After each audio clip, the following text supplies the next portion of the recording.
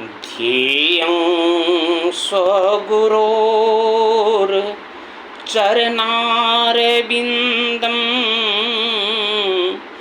ज्ञेयं शुभां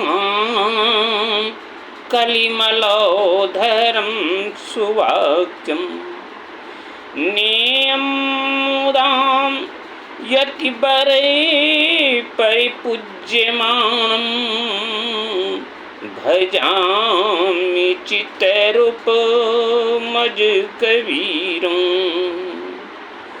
गुरुर्ब्रह्मा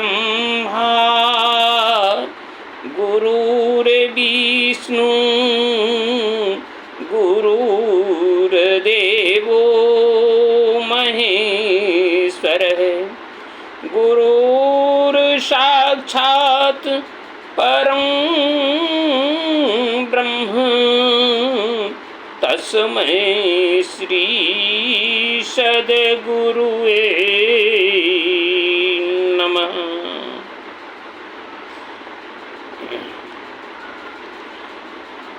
परम आदरणीय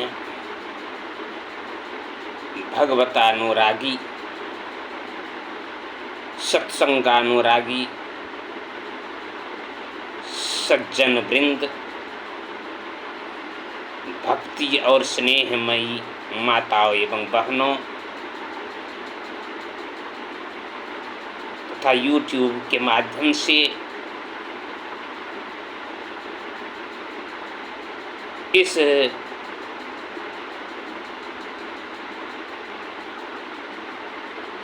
वक्तव्य को सुनने वाले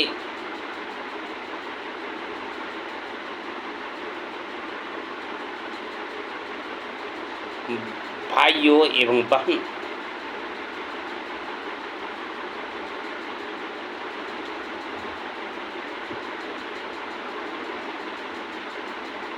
मनुष्य के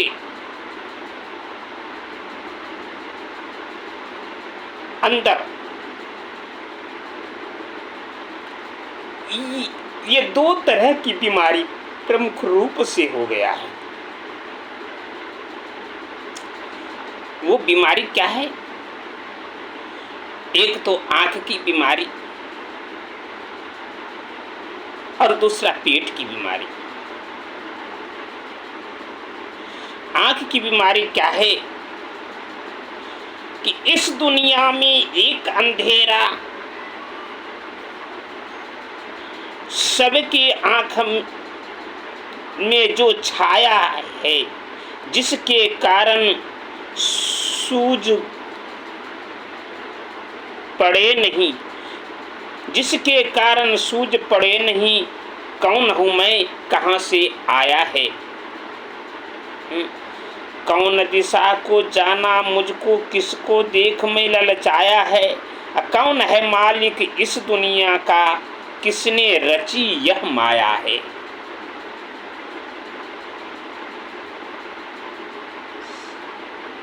सज्जनों, इस दुनिया में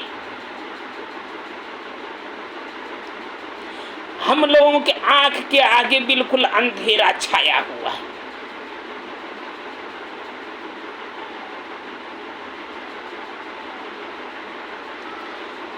हम लोगों को कुछ दिखाई ही नहीं दे रहा है कि क्या अच्छा है क्या बुरा है, कुछ सूझता ही नहीं कि मैं कौन हूं, मैं कहां से आया हूं और कहां जाना है।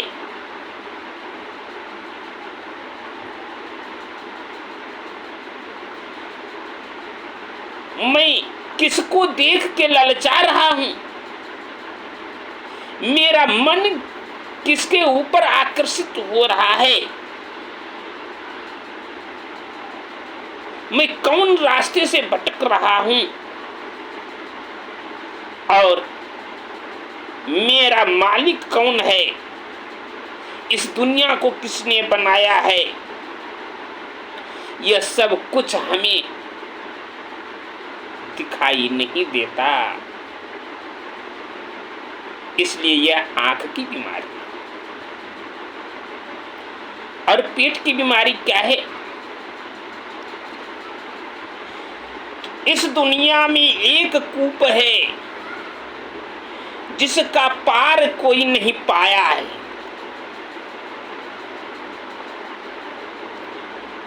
जिसको भरने कारण प्राणी देश दिगंतर को जाया है। दीन भई पर घर में जाकर सेवा कर कर मर जाया है। अब भजन ध्यान चिंतन ईश्वर का जिसके कारण बिसराया है।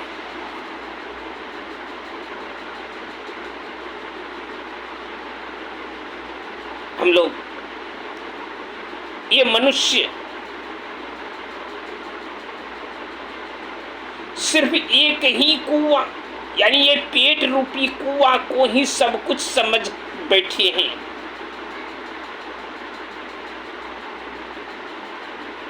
और इस कुएं से आज तक किसी ने पार नहीं पाया। ये पेट से किसी ने पार नहीं पाया।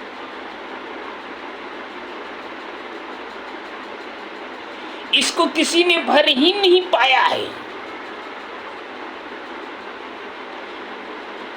इसको भरने के लिए लोग कहां कहां, दिल्ली गुजरात हरियाणा कहां कहां जाते रहा, देश विदेश जाते रहा, खट खट करके मर गया, कमा कमा के मर गया, लेकिन इस पेट को नहीं भर पाया।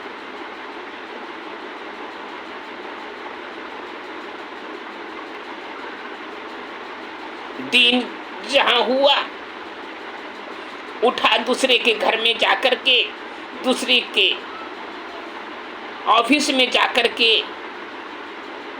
दूसरे की कंपनी में जाकर के, यह मनुष्य दिन भर काम कर करके मर जाता है।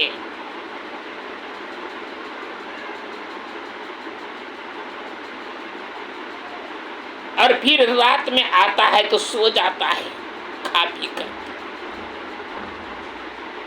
सब इसी चक्कर में लगा हुआ रहता है।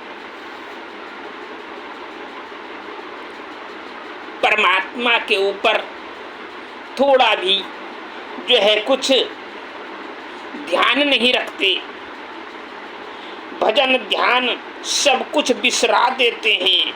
ईश्वर क्या है या नहीं है, इस पर हम कुछ भी विचार नहीं करते। इसी विषय में एक कथा याद आती है कि एक वैद्य थे, उनके पास एक रोगी पहुंचा।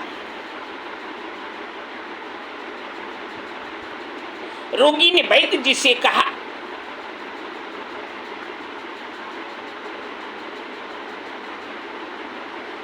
कि मुझे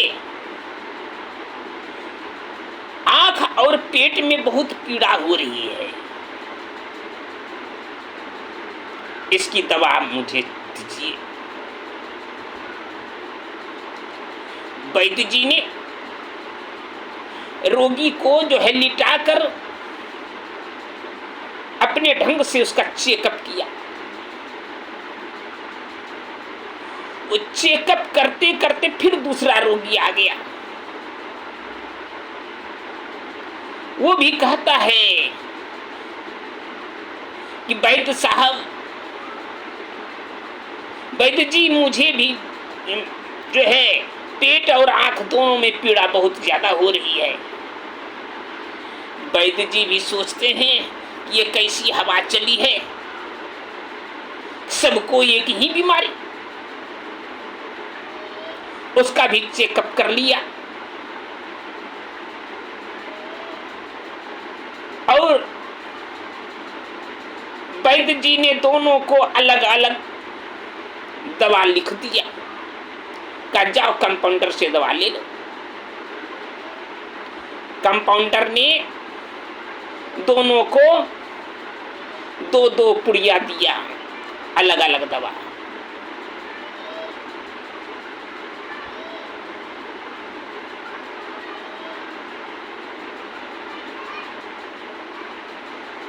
उसे फिर वैद्य जी ने समझा दिया कि देखो भाई, ये दवा आंख में डालने वाली है, ये सोते समय आंख में डाल करके पलक को झपकते रहना। इससे क्या होगा कि तुम्हारे आंख से पानी, गर्म पानी निकलेगा। गर्म पानी जब निकल जाएगा तो तुम्हारा आंख की पीड़ा ठीक हो जाएगी। और ये पेट की दवा है, इसको पानी में डालकर जो है लगभग 1 पाव पानी डाल देना इस, और उसमें ये दवा डाल देना और आग पे चढ़ा देना। पानी जल करके जब 1 छटांग बच जाए तो ये पानी पी लेना और पेट की पीड़ा ठीक हो जाएगी। ये सुन करके दोनों रोगी वहां से चला गया। एक रोगी ने तो ठीक जैसा बताया वैसा ही किया, लेकिन एक रोगी ने क्या किया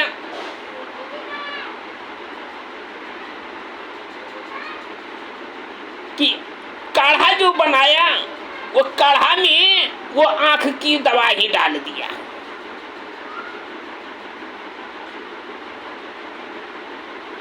और उसे काढ़ा बना के पी गया। और रात में सोते समय उसने क्या किया, वही पेट वाली दवा को जो है आंख में डाल करके पलक झपका रहा है। अब उससे आंख की पीड़ा और बढ़ गई और इधर पेट की भी पीड़ा बढ़ गई।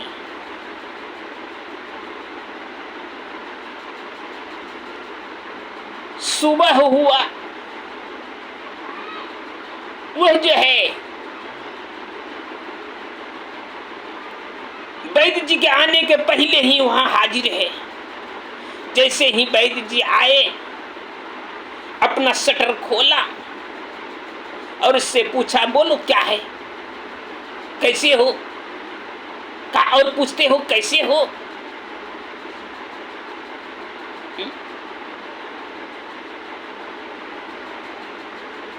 कैसे क्या है? वैद्य ने कहा, अरे क्या हुआ? वह बोला, जो तुमने किया वो हुआ। वैद्य ने कहा, आखिर हुआ क्या, बोलो। कहा, वो मेरे पास पैसा नहीं था, मैं गरीब आदमी था, इसलिए मुझे तुमने गलत सलत दवा दे दिया, जो कि ना तो मेरा आंख ठीक हुआ ना तो पेट ठीक हुआ, दोनों की पीड़ा और बढ़ गई। उसी समय दूसरा आदमी आ गया, उससे पूछा, बोलो भाई तुम कैसे हो? वैद्य ने पूछा। कहा, महाराज मैं तो बिल्कुल ठीक हूं।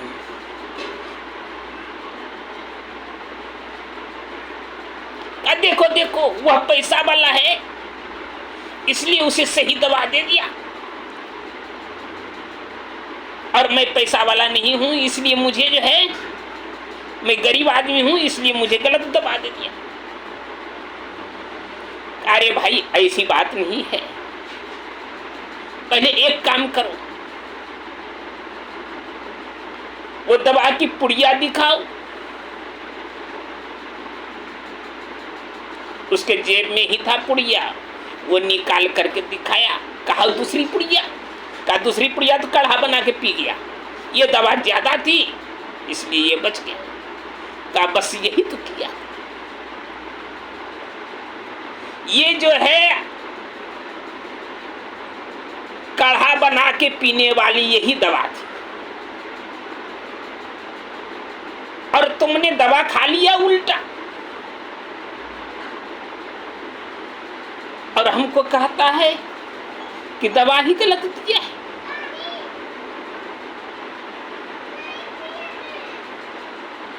पीड़ा बढ़ेगी।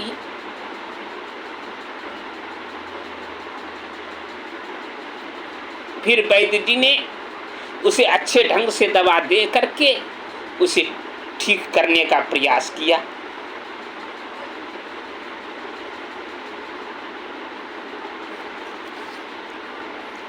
कहने का मतलब है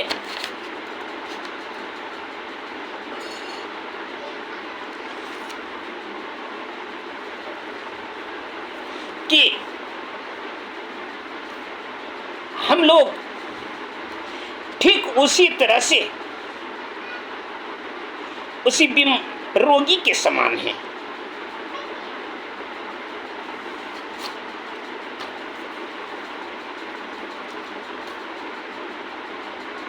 हमारी आंख की बीमारी क्या है, वास्तविक की बात सूझती नहीं है।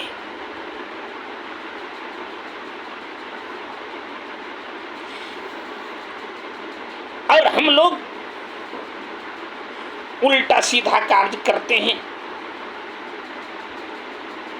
हमारी आंख की बीमारी क्या है, वास्तविक बात सूझती नहीं।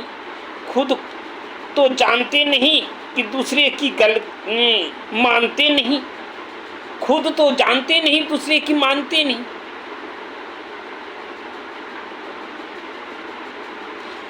और जो अधूरा जानते हैं उसी को पूरा मान लेते हैं कि बस यही ठीक है।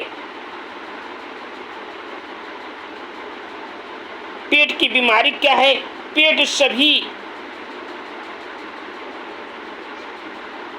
पेट कभी भरता ही नहीं। दरिद्र भी पेट नहीं भरता और लाखपति भी जो है करोड़पति भी पेट नहीं भर पाता। कितना ही मिल जाए लेकिन मनुष्य को कभी संतुष्टि होने वाला नहीं है। चाहे जो कुछ जितना धन मिल जाए, जितना जो कुछ मिल जाए, किसी भी प्रकार से मनुष्य को संतुष्टि नहीं मिल सकती। इस प्रारब्ध है, पुरुषार्थ करेंगे, सत्संग स्वाध्याय विवेक विचार करेंगे तो आँख रोग दूर हो जाएगा। और अपने कर्तव्य का पालन करते हुए प्रारब्ध पर विश्वास करेंगे कि जो हमारे भाग्य में लिखा है वही मिलेगा, तो पेट का रोग दूर हो जाएगा। प्रारब्ध शोक चिंता मिटाने के लिए है।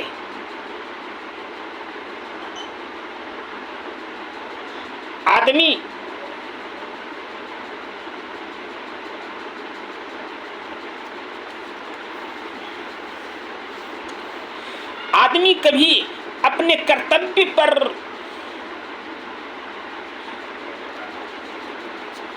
अडिग नहीं रहता, अपने कर्तव्य से डिग हो जाता है, अपने कर्तव्य से डोल जाता है, अपने कर्तव्य पर अस्थिर नहीं रहता और वह जो है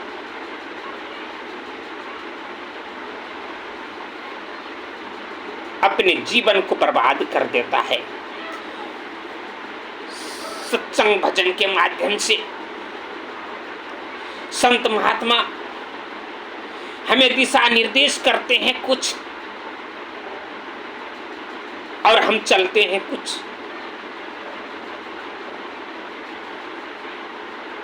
हमें आचरण बतलाते हैं कुछ, हम आचरण करते हैं कुछ। आज अगर ये होली का त्योहार था, होली के त्योहार में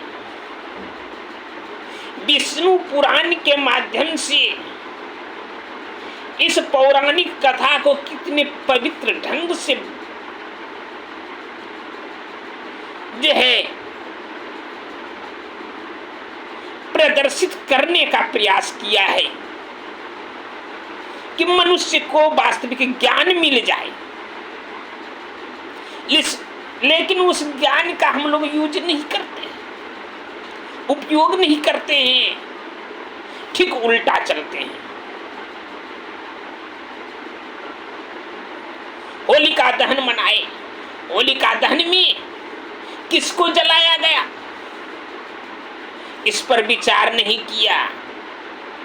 होलिका कौन थी, इस पर विचार नहीं किया।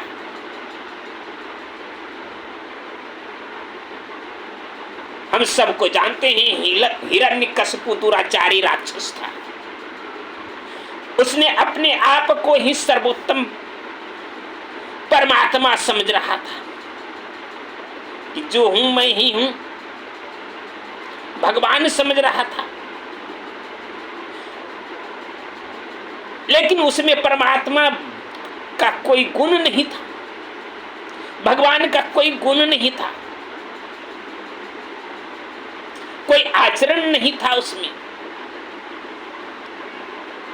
उसे मानने से लोग इनकार कर गए थे। कुछ लोग डर के मारे तो उनका नाम लेता था, उन्हीं को भगवान डर के मारे समझ रहा था।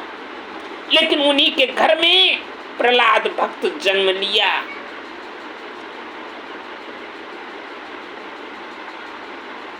और वो सीधा जो है उसकी लगन परमात्मा में लग गई।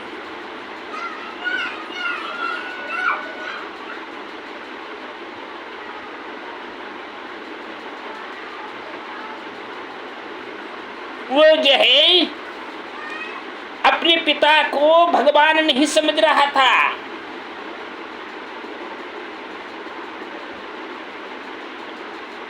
वो जो है इसी विरोध में जो हिरण्यकशिपु ने उनके साथ अनेक अनेक षड्यंत्र रचा। उसको समझाने का अनेक तरह से प्रयास किया, लेकिन नहीं माना, क्योंकि उसने हरि का रंग चढ़ा हुआ था।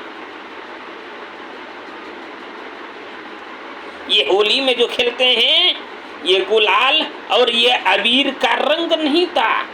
ये तो तेल साबुन लगा देने के बाद जो है ये छूट जाता है। रंग क्या था? तो हरि परमात्मा का रंग चढ़ा हुआ था उसमें, इसलिए वो किसी का कुछ मानने के लिए तैयार नहीं था। अनेक अनेक यातनाएं दी गई, फिर भी वो सब बर्दाश्त करते रहा।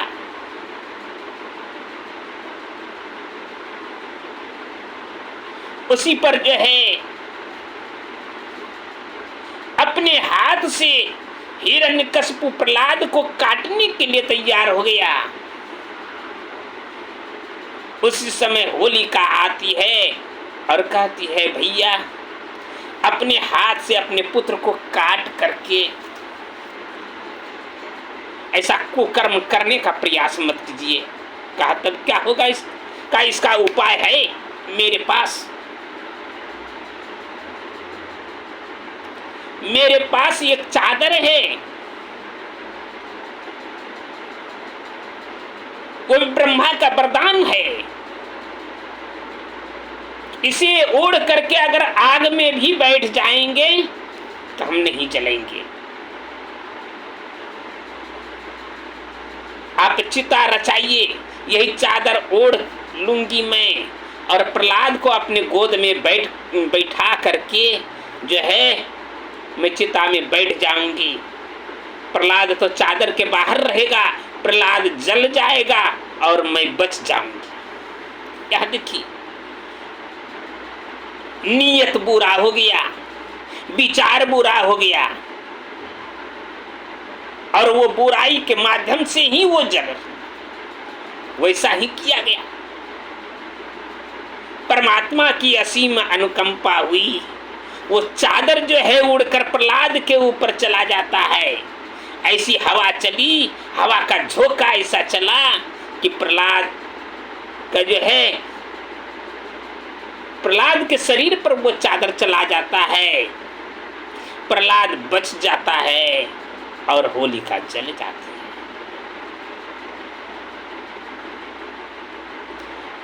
यह संहार किसका हुआ? किसको जलाया गया? बुराई को जलाया गया।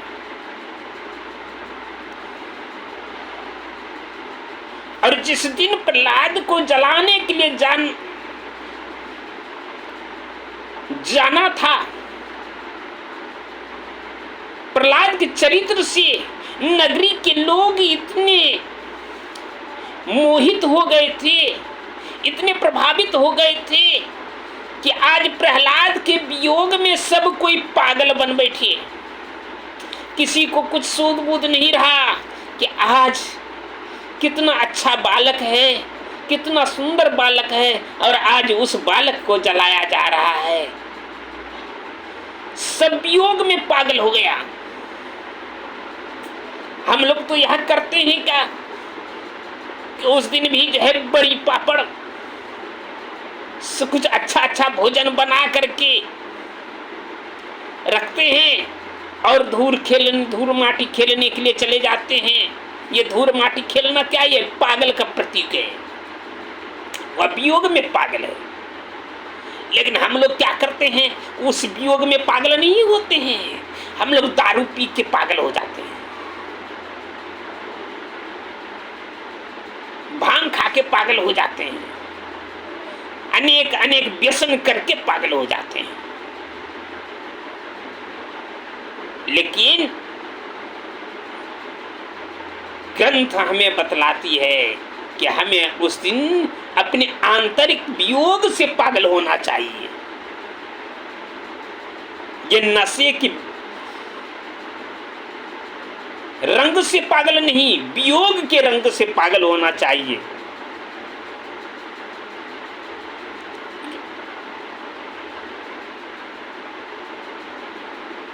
फिर रात में जब उसे जलाया गया, प्रहलाद बच गया, तो लोग खुशी के मारे नाचने लगे।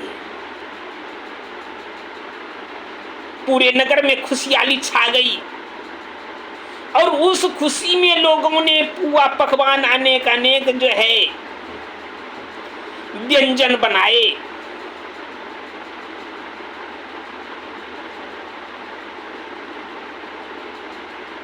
और परमात्मा से प्रार्थना करके लोगों ने उस दिन खुशी में पागल होकर एक दूसरे पर रंग अबीर छोड़ा, रंग अबीर खुशी में खेला। तो वह आंतरिक आनंद है। हम लोग उस आंतरिक आनंद में नहीं रहते हैं। उस दिन हम लोग क्या करते हैं, कोई शराब पी करके उधर नाले में लुढ़कते हैं, कोई उसको गाला गलौज करते हैं। बुराई का तो संहार रात में ही हो गया, होलिका दहन में ही वहां बुराइयों को जलाया गया। और हम लोग क्या करते हैं, अपनी बुराई को अपने पास ही रख लेते हैं। क्या हम लोग होली मनाते हैं? होलिका दहन करने का मतलब है कि अपने अंदर दुष्ट विचार जो है, जो भी कुविचार है, उसको जला देना ही होलिका दहन है। लेकिन हम लोगों को जो चीज छोड़ना चाहिए उसको नहीं छोड़ते हैं, जिसको जलाना चाहिए उसको नहीं जलाते हैं, उसको और ग्रहण करते हैं। और जिसको नहीं जलाना चाहिए, जिसको नहीं छोड़ना चाहिए, उसी को छोड़ देते हैं, उसी का त्याग कर देते हैं। हम लोग व्यभिचार को नहीं त्यागते, विचार को त्याग देते हैं। अपने आचरण को जो है ग्रहण नहीं करते, को आचरण को जो है ग्रहण करते हैं। शराब पी करके एक मारे उसका कोई घर घुस जाता है, कोई उसका घर घुस जाता है, कोई अनेक अनेक प्रकार का जो है अब कर्म करने लगते हैं। क्या यही हमारा होली का जो है पर्व है? यही होली का आनंद है। होली के आनंद में अपने आंतरिक आनंद से जो है गाना बजाना करें और उस पर विचार करें कि भक्त प्रहलाद आखिर क्या था, उस पर विचार करने का प्रयास करें। और होलिका को क्यों जलाया गया, उस पर विचार करें। अगर यदि इस विचार को अपने आप में हम जो है प्रकाशित करते हैं, प्रदर्शित करते हैं, तभी हमारा होली का पर्व सफल होता है, अन्यथा यह हमारा होली का पर्व सफल कभी नहीं हो सकता। इन्हीं शब्दों के साथ मैं अपनी वाणी को विराम देता हूँ। मेरे मुंह से जो भी खोटी खरी शब्द निकली हो उसे क्षमा करने का प्रयास करें, और साथ ही साथ मैं YouTube के माध्यम से सुनने वाले श्रोताओं से यह निवेदन करूँगा कि जहाँ तक हो, अगर यदि मेरा यह वक्तव्य आपको अच्छा लगा हो तो आप इसे लाइक, सब्सक्राइब और शेयर करने की कृपा करें, ताकि मेरा प्रोत्साहन बढ़े और मैं और अपने ढंग से ये परमात्मा का जो कुछ भी प्रसाद मुझे मिला है, संत महात्माओं का जो प्रसाद मिला है, मैं उसे आप लोगों की सेवा में प्रदर्शित कर सकूं। इन्हीं शब्दों के साथ जय सद्गुरु।